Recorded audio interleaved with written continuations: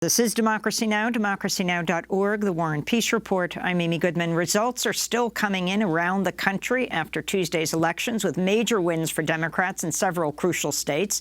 In Virginia, Democrats have gained control of both houses for the first time in a quarter of a century.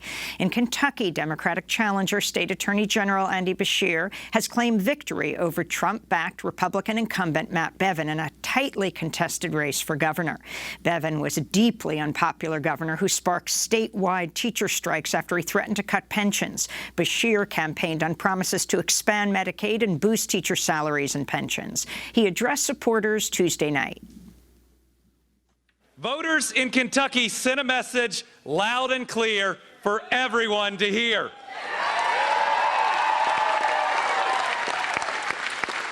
It's a message that says our elections don't have to be about right versus left.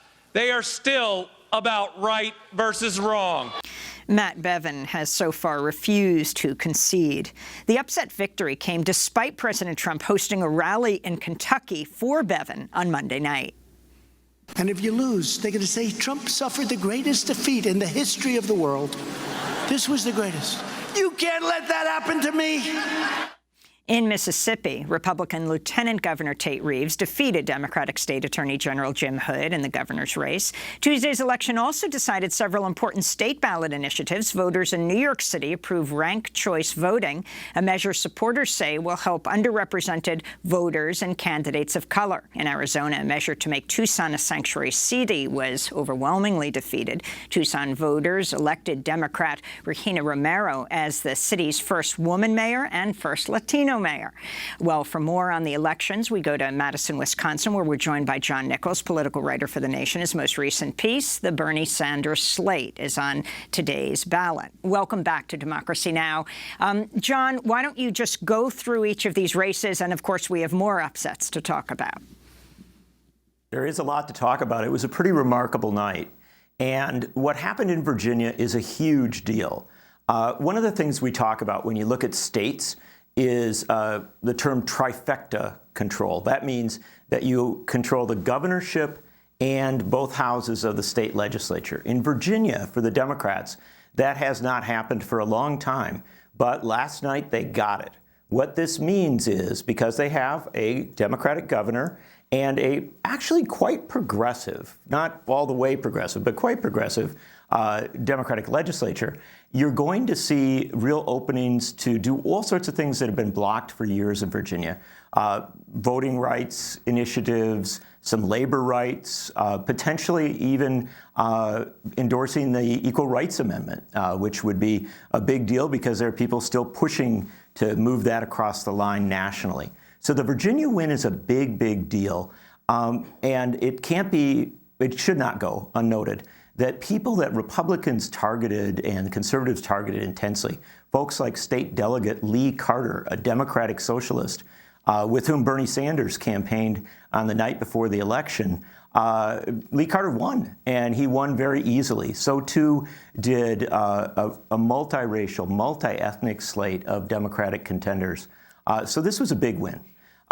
Let's move to Kentucky also. But let me stay in Virginia for one sec. Sure. For some other very interesting races. The Democrat Julie Briskman, the woman who made headlines in 2017 for flipping off Trump's motorcade from her bicycle and was fired, was elected to Logan County Board of Supervisors and Loudoun County, the Board of Supervisors. And then Democrat Shelley Simons handily defeated Republican incumbent David Yancey for a rematch in the House of Delegates. The same two candidates had tied before in 2017 when Yancey was then handed the seat by a lot drawing, his name picked randomly from a bowl. Also, in Virginia, Democrat Ghazala Hashmi became the first Muslim woman elected to the state Senate.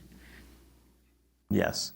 I mean, the results there are striking. Democrats in Virginia really were celebrating all over the place. They couldn't keep up with the wins as they came through.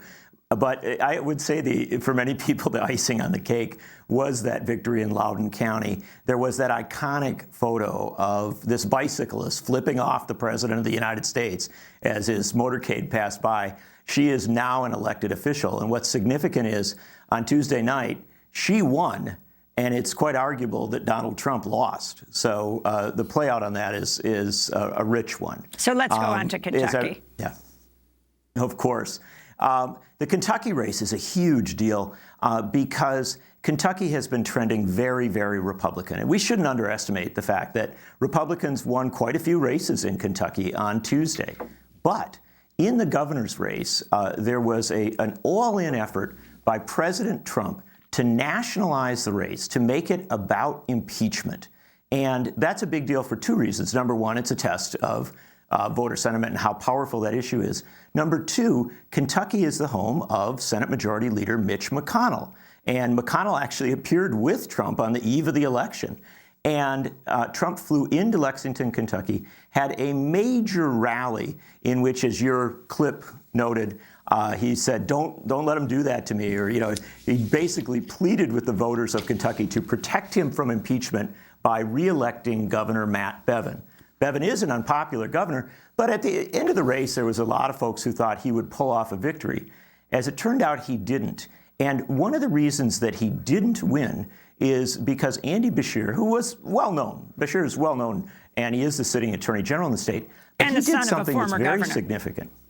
Of course, yes. And also, a skilled politician. But he did something that's very, very significant. He went into eastern Kentucky, rural counties, some of which had voted for Trump by a 40% margin.